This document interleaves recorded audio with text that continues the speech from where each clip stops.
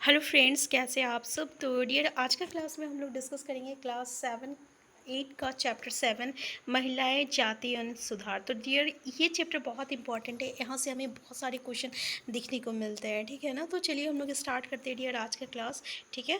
तो देखिए, महिलाएं जाति एवं सुधार, जैसे कि आपको चैप्टर से ही पता चल रहा, इसमें क्या है ना कि अभी जो है बहुत चीज़ बदल गया है। अभी जो 19वीं 20वीं सदी में, जैसे कि हम लोग देख सकते हैं कि लड़कियां जो है स्कूल जाती है। फिर यहाँ पे इतना तक कि सिर्फ बड़े घर की लड़कियां नहीं, जो नीचे मध्यम घर के जो परिवार की लड़कियां होती है ना, वो भी लड़कों के साथ स्कूल जाया करती है। और अलग अलग मतलब कि काम में जो है वो मर्दों के साथ मतलब कि बराबरी में वो काम करती है।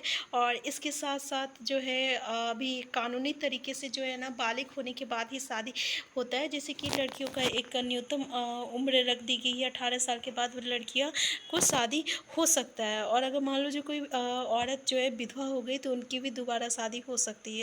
तो इस तरीके से बहुत सारी चीज़ें जो है अभी बदल गई है, ठीक है। लेकिन आज से 2 साल पहले क्या हुआ था ना कि बहुत यहाँ पे इनकी लाइफ जो थी बिल्कुल अलग थी। इस समय क्या था कि 2 साल पहले अगर हम लोग देखें, 200 साल पहले, तो इनके हालात जो है, अभी लड़कियों की हालात, ये अभी के हालात से बहुत ही अलग थे।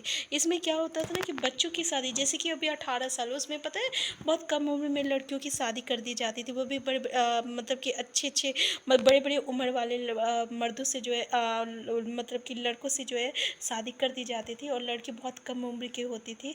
और जब लड़कियां जो है, उनके अगर हस्बैंड मर जाते थे, तो उनको जो है ना उसके पति के साथ चिता में जला दिया जाता था, जिसको हम लोग क्या कहते हैं, सती कहते हैं। सती सिस्टम था।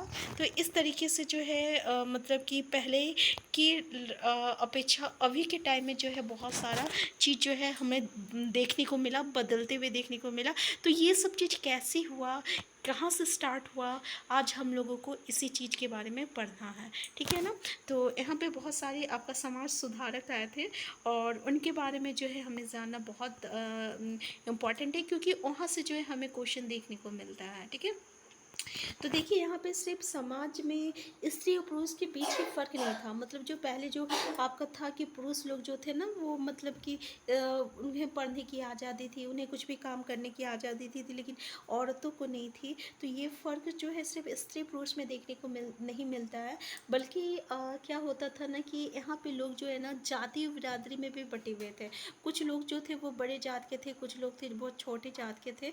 तो यहाँ पे जो बहुत ही कुछ लोग तो ऐसे जात के थे जो कि बहुत ही निचली मतलब पायदान में थे, जिसका काम क्या था, गांव शहर के को साफ सुथरा करना। और ऐसे काम धंधे करते थे जिन्हें ऊंची जाति के लोग जो रहता है दूषित कार्य मानते थे। जैसे कि अभी भी हमारे मतलब कि जब हमें हमारा मतलब कि लैट्रिन की टंकी जो है भर जाती है, तो हम उसके लिए ऐसे लोगों को बुलाते हैं। तो ये सब काम जो रहते हैं ना, जो नीचे जाति के लोग रहते थे, वही लोग क्या करते थे। और ऐसे लोगों से अभी भी जो है हम लोग अछूत मानते हैं, ठीक है ना, उन्हें उनसे छुआछूत नहीं करते हैं। तो अब जो है ना, ये चीज़ जो है मतलब कि देख रहे थे कि उस ये सब उस समय था। और अभी के टाइम में जो है मतलब कि बहुत सारी ये सब चीज़ जो है धीरे धीरे जो है चेंज होते हुए देखने को मिलता है। लेकिन कहीं ना कहीं अब भी ये चीज़ हमें देखने को मिलता है, ठीक है ना। पूरी तरीके से तो ख़त्म नहीं हुआ है, ये आपको भी पता है। और तो चलिए, परिवर्तन की दिशा में उठते कदम के बारे में हम लोग देखते हैं कि अब यहाँ से जो है हमें यहाँ से थोड़ा सा बहुत सारी चीज़ों को देखना होगा, जो कि हमारे एग्जामिनेशन पॉइंट ऑफ व्यू से इम्पॉर्टेंट है, ठीक है। तो 19वीं सदी की शुरुआत में क्या हुआ था कि सामाजिक रीति रिवाज और मूल्य मान्यताओं से संबंधित आपका बहस और मुबाहिसी और चर्चाओं का स्वरूप बदलता दिखाई दिया। और इसकी एक अहम वजह क्या थी, तो संचार के नए तरीके विकसित होने लगे थे। मतलब क्या हुआ, अब पहले जो था उसमें ना अखबार था, ना तो पत्रिका था, ना पुस्तक था, ठीक है, कोई भी चीज़ नहीं था तो जिससे लोग जो है एक दूसरे से जो है अपनी बातों को रख सके। लेकिन अब यहाँ पे संचार का तरीका बदल रहा था, विकसित हो रहा था। अब यहाँ पे अखबार आया, पत्रिका आया, तो अब क्या हुआ ना कि हम अपनी बातों को लोगों तक पहुँचा सकते हैं, ठीक है ना। तो इस यहाँ पे क्या हुआ कि देखिए, मुकाबल सस्ती थी, बल्कि उन पांडुलिपियों के मुकाबले ज़्यादा लोगों की पहुंच में थी, जिनके बारे में आप कक्षा 7 में, जैसे कि इससे पहले हम लोग पांडुलिपि के बारे में पढ़े थे ना, तो पांडुलिपि के बारे में पढ़े थे, तो वो पांडुलिपि जो थे हर लोगों तक नहीं पहुंच पाते थे, लेकिन अब हम लोगों के पास अखबार है, पुस्तक है, ठीक है, जो कि हर लोगों तक वो पहुंच रहा था। तो लिहाजा आम लोग भी उन चीज़ों को पढ़ सकते थे और उनमें से बहुत सारे अपनी भाषाओं में लिख सकते थे और अपने विचार व्यक्त कर सकते थे। अब क्या हुआ, अब तो हम लोगों के पास भाई पेपर आ गया, पत्रिका आ गया, ठीक है ना, समाचार पत्र आ गए। तो अब क्या हुआ, अब हम लोग अपने अपनी भाषा में लिखने स्टार्ट कर दिए। जैसे कि आप देख सकते हैं कि कहीं हिंदी में पेपर मिलता है, कहीं मराठी में पेपर रहता है, कहीं इंग्लिश में पेपर रहता है, कहीं बांग्ला में पेपर रहता है। तो हर भाषा में अभी पेपर अखबार देखने को मिलता है, पत्रिका देखने को मिलता है। तो हम लोग अपनी जो मतलब कि विचार है, अपने जो सोच है, वो हम लोग जो है अब व्यक्त कर सकते थे, और एक दूसरों तक ये यहाँ तक पहुँचता भी था, ठीक है। तो नए शहरों में तमाम तरह के सामाजिक, राजनीतिक, आर्थिक और धार्मिक मुद्दों पर जो है पुरुष और कभी कभी महिलाओं के बीच चर्चा होती रहती थी, और ये चर्चाएं आम जनता तक पहुँच सकती थी और सामाजिक परिवर्तन के आंदोलनों से जुड़ी होती थी। अब क्या होता था ना कि देखिए, अलग अलग चीज़ों पे, जैसे कि अलग अलग चीज़ों पे जो है आपका पुरुष, स्त्री और पुरुष पे जो है ये आपका चर्चा होती थी, और ये अब ये क्या हुआ, ये जो है आपका आम जनता तक पहुंच रहा था। कैसे पहुंच रहा था, तो अखबार के जरिए पहुंच रहा था, फिर पत्रिका के जरिए पहुंच रहा था। अब क्या हुआ, इस सामाजिक परिवर्तन से हर कोई साधारण आदमी भी जो है अब जुड़ सकता था, ठीक है। तो इस तरीके की बहसें जो है अक्सर भारतीय सुधारकों और सुधार संगठनों की तरफ से शुरू होती थी। अब देखिए, यहाँ से आता है भारतीय सुधारक और सुधार संगठन, जिसमें सबसे पहला नाम है राजा राम मोहन रॉय का, और इनके बारे में तो आपको याद रखना होगा, इनकी जन्म जो है 1772 में हुआ था, और मृत्यु जो है आपका डेथ 1833 में हुआ था। तो इसी तरह के एक सुधारक थे, और उन्होंने कलकत्ता में ब्रह्मो के नाम से एक सुधारवादी संगठन बनाया। तो याद रखिएगा, ब्रह्मो सभा की स्थापना किसने किया, तो राजा राम मोहन रॉय ने किया था। कहाँ किया था, तो कलकत्ता में बनाया था, एक सुधारवादी संगठन था, जिसे बाद में हम लोग ब्रह्मो समाज के नाम से जानते हैं। तो राम मोहन रॉय जैसे लोगों को सुधारक इसलिए कहा जाता है, क्योंकि वो मानते थे कि समाज में परिवर्तन लाना और अन्यायपूर्ण तौर तरीके से छुटकारा पाना ज़रूरी है। उनका विचार था कि इस तरह के परिवर्तन लाने के लिए लोगों को इस बात के लिए प्रेरित करना चाहिए कि वो पुराने व्यवहार को छोड़कर जीवन का नया ढंग अपनाने के लिए तैयार हो, ठीक है। तो इसको सुधारक हम लोग क्यों कहते हैं, समाज सुधारक क्यों कहते हैं, क्योंकि पहले जो आपका सिस्टम था, ठीक है, कि लड़कियां जो है पढ़ना अलाउ नहीं था, उन्हें अपने पति के साथ जो है सती होना पड़ता था, और फिर क्या बोलते, बहुत ही कम उम्र में शादी, लड़कियों की शादी कर देनी चाहिए, कर दिया जाता था। उन्हें बाहर काम करने की इजाज़त नहीं होती थी, पढ़ने की इजाज़त नहीं होती थी, मर्दों के सामने खड़े होने की इजाज़त नहीं होती थी। तो अब जो है इन लोगों को लगा कि नहीं, अब जो है अब चीज़ों को बदलना चाहिए, धीरे धीरे जो है आगे आना चाहिए लोगों को। तो ये लोग जो है अब अपनी बातों को जो है लोगों के सामने रखने लगे। तो याद रखिएगा राजा राम मोहन रॉय के बारे में, इनसे जो है हमें क्वेश्चन देखने को मिलता है।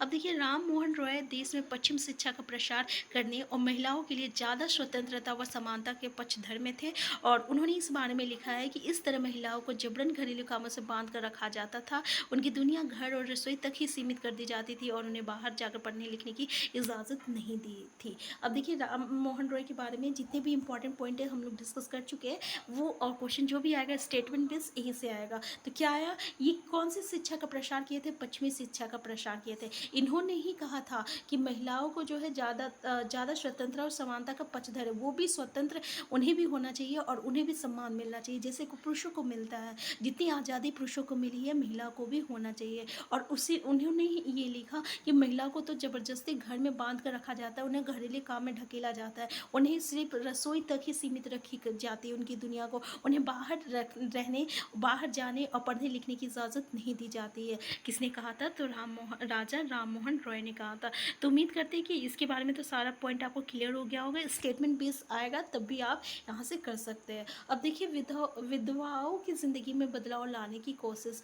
अब ये जो है, अब क्या करते हैं ना, कि पहले जो सती सिस्टम होता था कि जो औरतें जो विधवा हो जाती थी, उन्हें क्या करना पड़ता था, अपने पति के साथ जो है अपना आत्मदाह करना पड़ता था, यानी सती होना पड़ता था। ठीक है, तो राम मोहन रॉय जो इस बात से काफ़ी दुखी थे कि विधवा औरतों को अपनी ज़िंदगी में भारी कष्टों का सामना करना पड़ता था। इसी बात को ध्यान में रखते हुए उन्होंने सती प्रथा के खिलाफ एक मुहिम छेड़ी थी। राम मोहन रॉय संस्कृत, फारसी तथा अन्य कई भारतीय और यूरोपीय भाषाओं में की अच्छी ज्ञाता थे। उन्होंने अपने लेखन के जरिए ये सिद्ध करने का प्रयास किया कि प्राचीन ग्रंथों में विधवाओं को जलाने की अनुमति कहीं नहीं दी गई है। जैसे कि आपने अध्याय 6 में पढ़ा है, 19वीं सदी के प्रारंभ तक बहुत सारे अंग्रेज अफसर भी भारतीय परंपराओं और रीति रिवाजों की आलोचना करने लगे थे और वो राम मोहन रॉय के विचारों को सही मानते थे, क्योंकि उनकी एक विद्वान व्यक्ति के रूप में प्रतिष्ठा थी। फलस्वरूप 1829 में सती प्रथा पर पाबंदी लगा दी गई। तो जैसे कि आप देख सकते हैं, राम मोहन रॉय जो थे ना, उन्हें संस्कृत, फारसी और बहुत सारे और अन्य भारतीय जो यूरोपीय भाषा थी ना, उनके बारे में अच्छी जानकारी थी। तो उन्होंने ये सिद्ध कर दिया कि देखिए, किसी भी प्राचीन ग्रंथ में ये नहीं लिखा हुआ है कि कोई भी विधवा को जो है सती कर दिया जाता है या उसे पति के साथ जला दी जाती है। तो इस चीज़ का सपोर्ट जो है ये आपका अंग्रेज लोग भी किए, और क्योंकि राम मोहन रॉय जो थे ना, एक आपका अच्छे विद्वान व्यक्ति थे और एक प्रतिष्ठित व्यक्ति थे, तो उन लोगों ने भी इनका सपोर्ट किया। और इस तरीके से 1829 में क्या हुआ था कि सती प्रथा पर जो है पूरी तरीके से पाबंदी लगा दी गई थी। ठीक है ना, तो सती प्रथा पर पाबंदी किसने लगाई थी? तो आपका राजा राम मोहन रॉय ने लगाए थे। और कब लगाया था? तो 1829 ईस्वी में लगाए थे। तो राम मोहन रॉय ने इस अभियान के लिए जो रणनीति अपनाई, उसे बाद के सुधारकों ने भी अपनाया।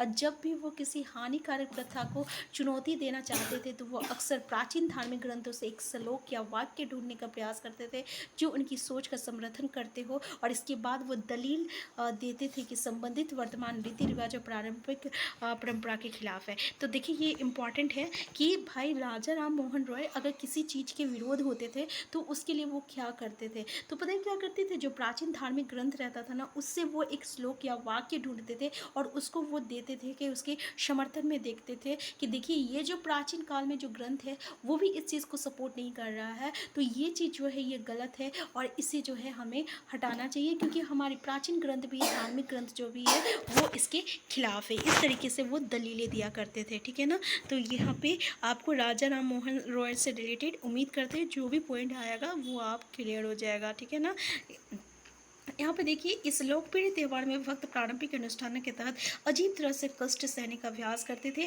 वो अपनी खाल में कुंडा भेद कर एक झूले पर लटक जाते थे। 19वीं सदी के पूर्वार्ध में जब यूरोपीय अफसरों ने भारतीय रीति रिवाज और अनुष्ठानों को बड़बड़ कर उनकी आलोचना शुरू की, तो इस त्यौहार को खास तौर से आलोचना की गई थी। देखिए, ये त्यौहार के बारे में बताया गया है जिसमें किस तरीके से मतलब कि अपने आप को अजीबोगरीब तरीके से कष्ट दिया जाता था। तो इसका जो है खिलाफ थे आपका अंग्रेज, और उन्होंने इसे उनकी बहुत ही आलोचना की थी, तो याद रखिएगा। ठीक है, तो देखिए, ये चैप्टर बहुत ही बड़ा है। ऐसे हम बोले कि क्लास 8 की जितनी भी एनसीईआरटी की चैप्टर है ना डियर, वो बहुत ही आपका वो बहुत ही बड़ा बड़ा चैप्टर है। तो एक क्लास में ये पॉसिबल नहीं है कि हम सारे चैप्टर को डिस्कस करें, तो हम लोग जो है इसको छोटे छोटे पार्ट में करेंगे। तो ये इसका फर्स्ट पार्ट है। नेक्स्ट पार्ट में इससे आगे हम लोग डिस्कस करेंगे। अगर आप चैनल में नए हैं, सबसे पहले चैनल को सब्सक्राइब कर लीजिएगा। वीडियो हेल्पफुल होगा तो प्लीज़ लाइक शेयर करना मत भूलिएगा। और डियर, हम लोग एमसीक्यू क्लास पे स्टार्ट किए, तो अभी हम लोग क्लास 6 से स्टार्ट किए हुए, और धीरे धीरे जो है बहुत जल्द जो है हम लोग पहले पूरे एनसीईआरटी के चैप्टर को डिस्कस करेंगे, फिर साथ में हम लोग एमसीक्यू क्लास भी करेंगे। ठीक है ना, तो हम फिर मिलते हैं नेक्स्ट क्लास में। चैनल में नए हैं, चैनल को सब्सक्राइब कर लीजिएगा। Thank you.